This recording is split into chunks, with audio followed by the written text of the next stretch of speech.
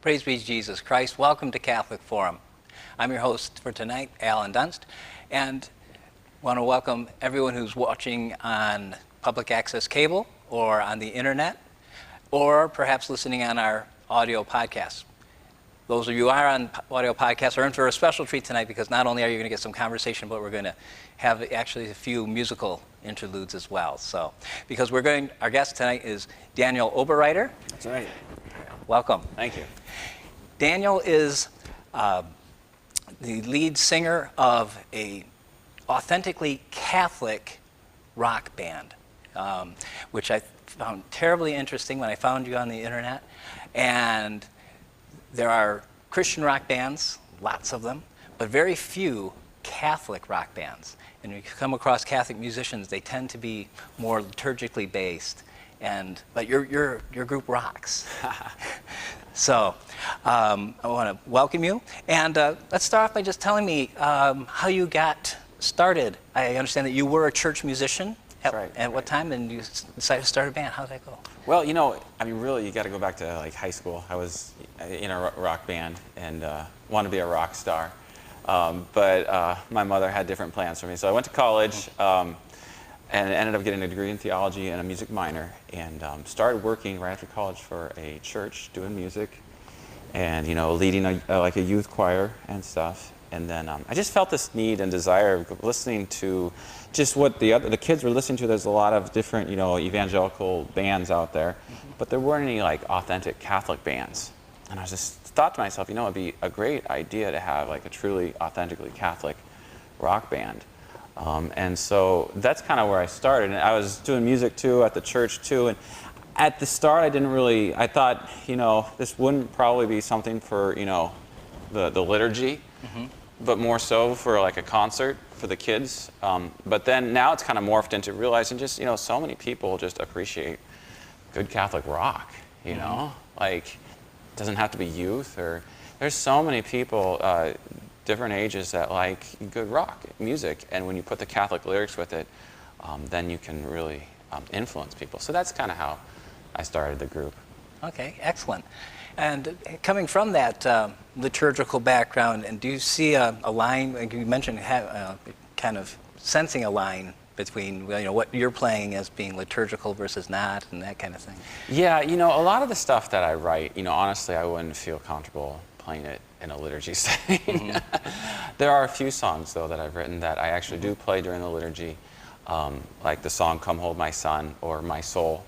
My Soul is about the Eucharist. "Come Hold My Son" is about Our Lady.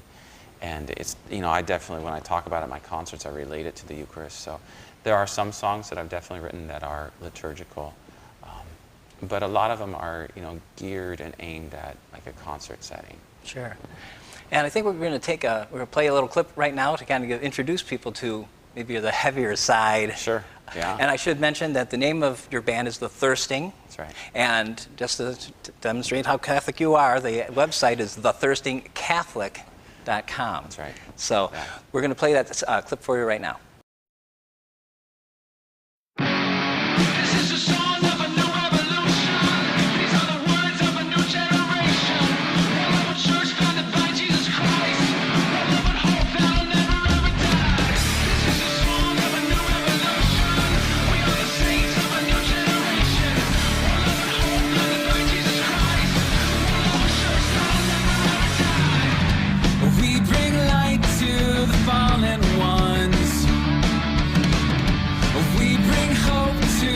Searching ones, universal revolution. 'Cause we're the universal youth of America.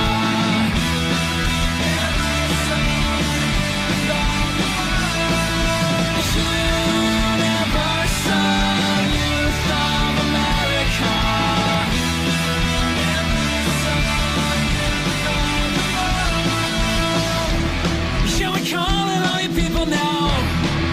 Take it to the streets now. Shall we call it all you people now? Yeah!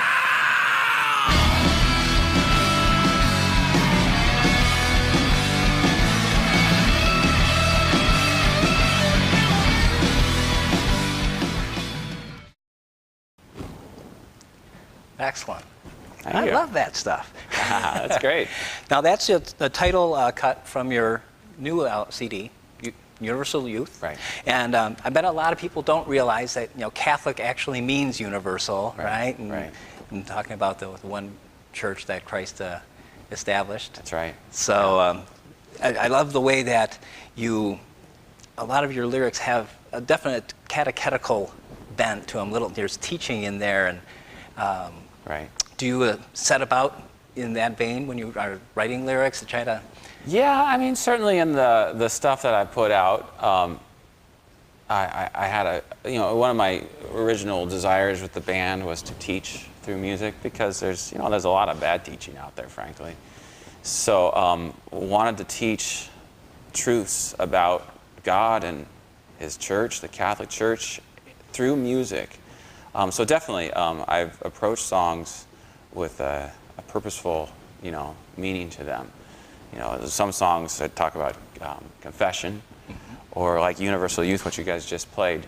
Definitely, talking about the universal church. Sure. The great thing about Universal Youth is that it's for Catholics. So most Catholics will get it, like, oh, universal. Once they sit down and think about it, well, yeah, Catholic. But we also, hopefully someone else, maybe that's not Catholic, would hear that universal and go, oh, Universal Youth, that's cool. And then if they researched a little bit and then made that connection, especially with the Vatican flag. Right. Exactly. What's this flag all about? And the one thing about that song is that, we bring light to the fallen ones. We bring hope to the searching ones. Universal revolution. Basically saying Catholic revolution. This is our hope, the church that Christ founded. I mean, our world is in such a mess right now. It's the further you walk away from the church, the further you walk from truth, and we get in the place where we are right now with so many problems with our world. Yeah, definitely coming back to your question, I write lyrics that are focused and aimed at, I want to say something with my songs, and hopefully make a person think. Right. And while we're talking about the Universal Youth was your second album, CD. You started off with one called Companions of the Land, and I want to actually play a clip that was made using one of the songs from Companions of the Lamb, called Christ Have Mercy, I believe. And this one is actually was made about pro-life. Tell me about how that came about. That came together. Yeah, the guitar line is a familiar guitar line from a really old classical guitar piece. And I was messing around with it one day. I was like, oh, let's put some drums to that. And then I was just like, got an idea of, let's write this about Margaret Sanger, the founder of Planned Parenthood, and her eugenic basis, definitely, sadly against black people. And so the more research you do about her, the more eye-opening it is about the founder of Planned Parenthood being a eugenicist. So that's how that song came to be. I want to show the light, show the reality of that.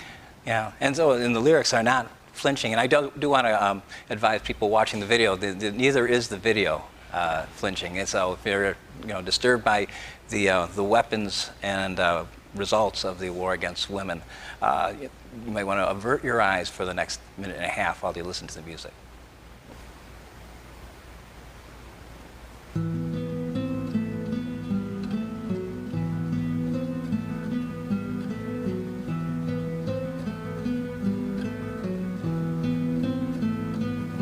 Will someone take me back in time before the sun refused to shine, to a world that was in a sin, a death that blows your mind? A little girl was born on earth, so you see now, that caused 1 billion dead because of choice, not liberty. The devil is pleased as he can be in this girl that wrote the books. They call it Planned Parenthood. Don't believe me? Take a look. 1917 she planned, and she'd hope you'd understand there's nothing wrong with killing babies of a race that just ain't white. Call it fate, call it luck. 73 she won the buck, and abortion was legal. Just grab your knife, your gloves, your hook. Will someone take me back in time before the sun refused to shine, to a world that was in a sin, a death that blows your mind?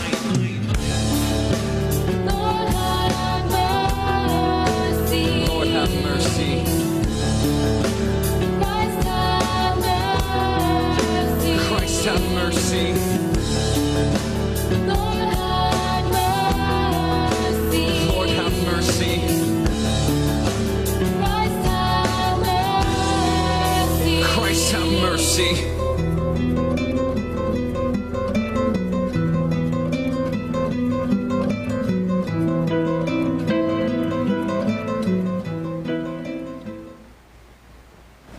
Powerful stuff. Yeah, it's too bad we have to make stuff like that, but the reality has to be shown. Indeed.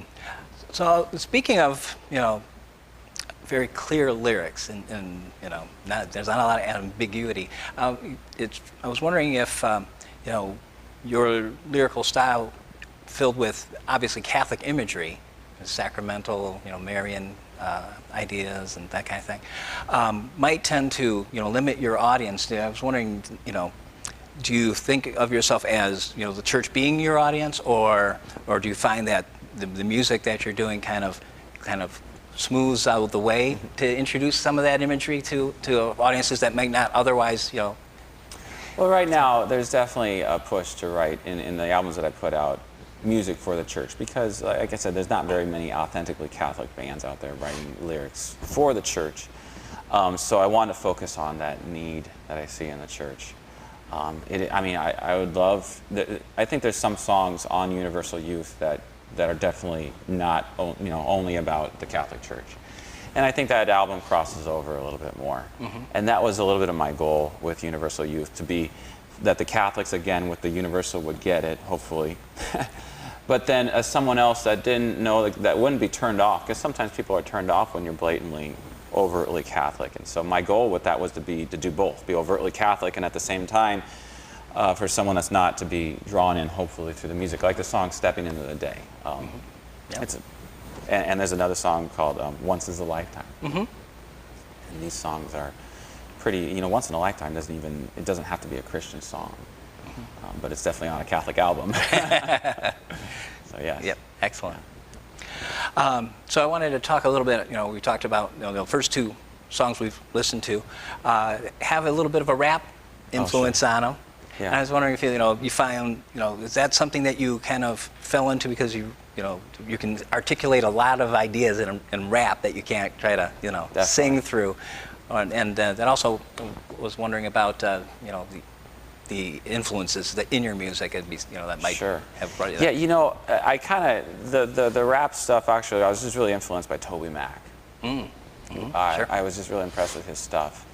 So that's where that influence came through, and definitely you can say a lot more with that. Honestly, I grew up as an alternative, Washington State 90s rocker with like REM, U2, Green Day, bands like that. And what I tell people is, with Universal Youth, I say, if you took REM, U2, and Green Day, put them all together and made them Catholic, this is what you get. So Companions of the Lamb is a little more eclectic. Mm-hmm. It's got different styles, an alternative bent, and then it's also got some of these, industrial kind of rap sounds. Mm-hmm. Mm-hmm. Universal Youth, what I call, is just an authentic alternative rock record. Okay, excellent. Yeah.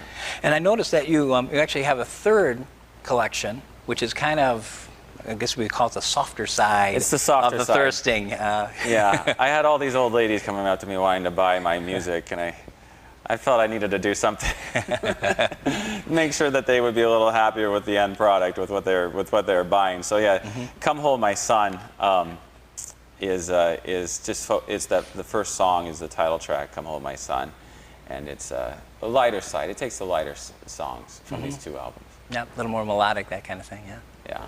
Yeah. Awesome.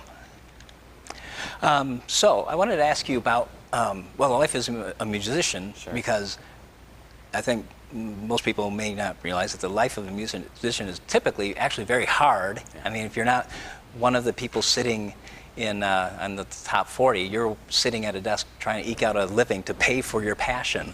And then there's folks that are kind of in the middle. Where are you in that spectrum? Yeah, I mean, it definitely has its ups and downs, and it has its struggles, but it's got a lot of joys too.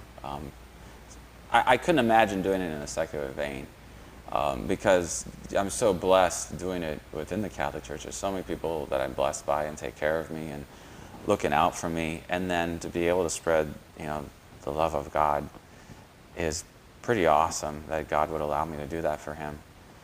So I'm very blessed in that. So, but there are definitely hard times, and it's a struggle. But you just got to keep one foot in front of the other. But it's like anybody's life. We all have struggles, but just one foot in front of the other is what I always say. Mm-hmm. Okay. Now I noticed you've actually been on the road for quite a bit. We're in the Midwest here, and we're kind of taping in the third week of November, excuse me. And you've been on the road for how long? Well, I mean, totally about 5 weeks.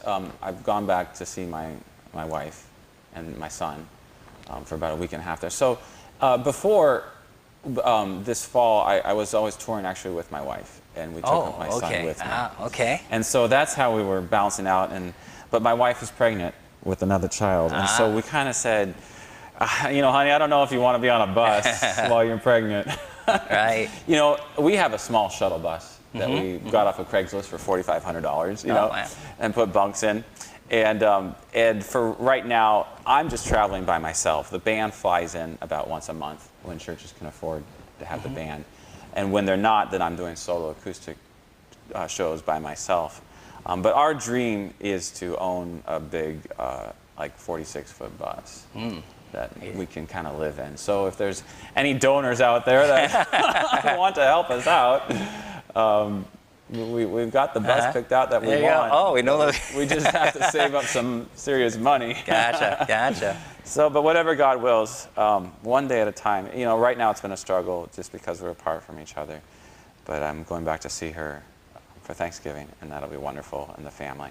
And we're definitely excited about our new addition. But we're definitely, to bridge that, we know that we have to be together eventually on the road. That I can't be away from my family for this. This is just kind of a small season right here. And while she's pregnant, but eventually we'll be on the road. And we want to homeschool our kids. So we can just live in a bus.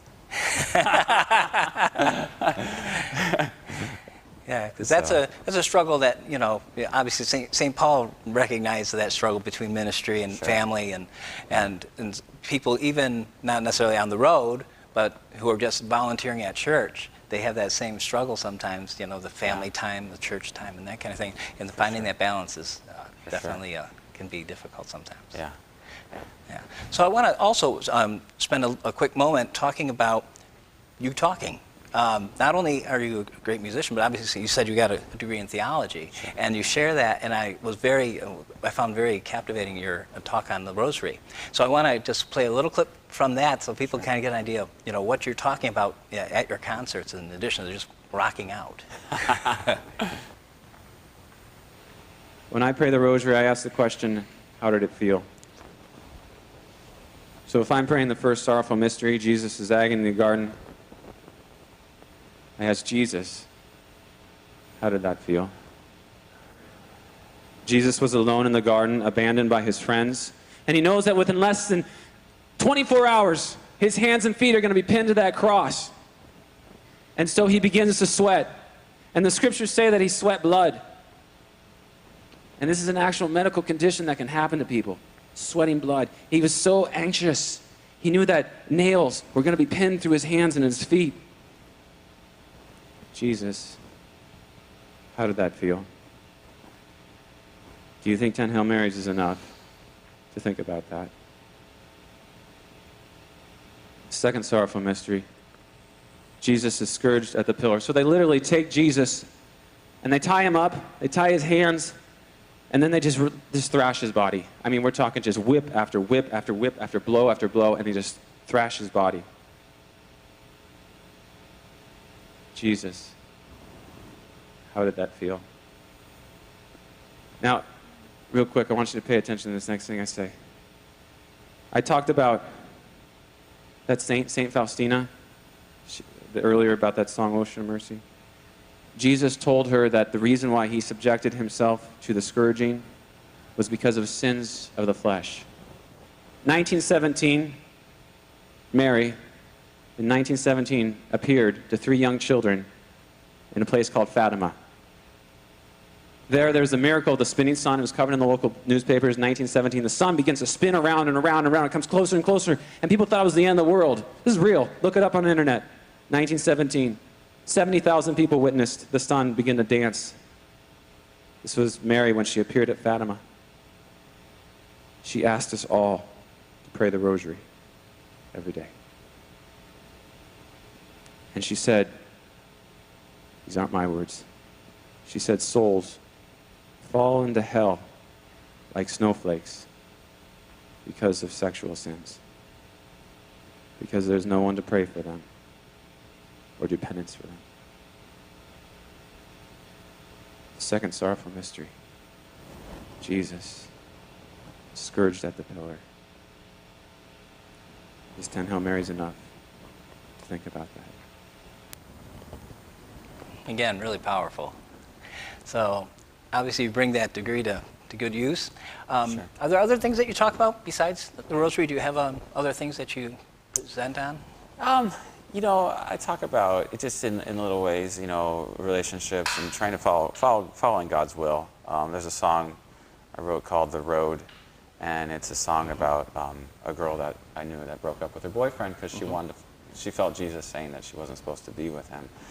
So I talk about how important it is to really pray and have silence in our lives to really find the will of God for our lives. You know, it's kind of like it's out there. It's just we really just have to be open to it. Just how it's so important for joy in our lives to really pursue God's will. So I talk about that. Talk about the Eucharist. You know, Saint Faustina, definitely, with the song "Ocean of Mercy," Right. and then fighting the good fight. You know, finishing the race. Indeed. So how many dates do you play a year? I don't know. I don't know. Probably about 100. Yeah? Yeah. I mean, every year is different. This next year, we're really trying to push for doing a lot more. Just as long as I can bring my family with me, you know. But yeah, at least 100. Okay.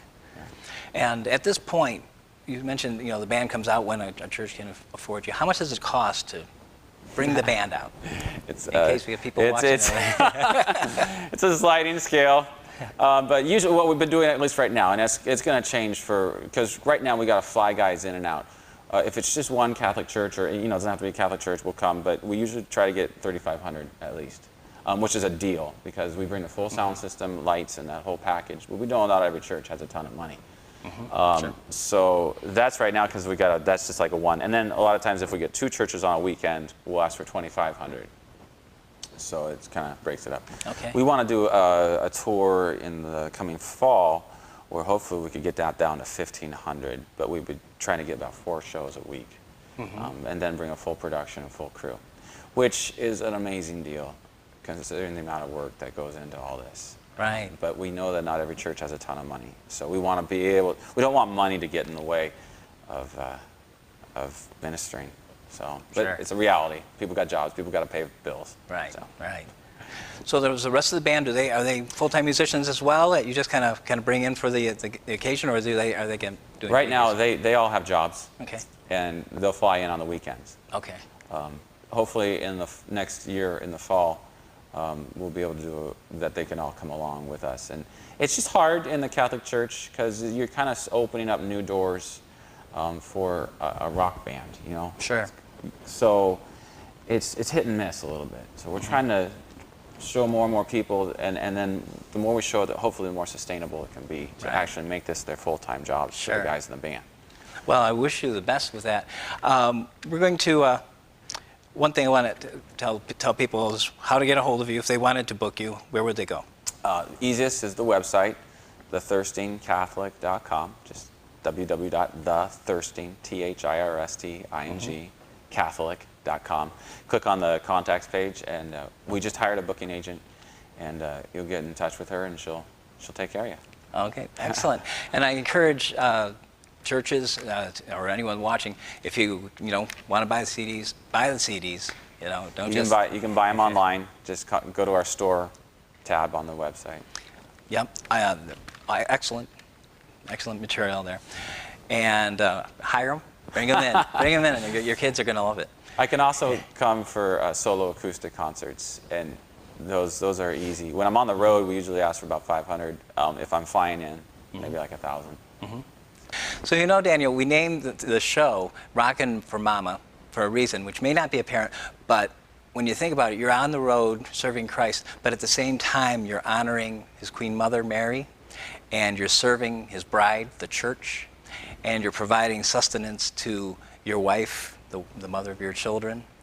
And so, and oh, there's one other person we haven't honored yet, and that's your mother, who actually wrote a song for on your first album. So tell us a little bit about that. Okay, yeah. So my mother, Joanne Oberreuter, she actually wrote a song when I was just a little guy, and she recorded it, and it's called "I Have Fought the Good Fight," and it's actually she wrote it to be sung at funerals, and I was doing Companions of the Lamb and finishing up, and I wanted to put one more song in it, and I was messing around with her song one time. I was like, that would be perfect to make into a rock song.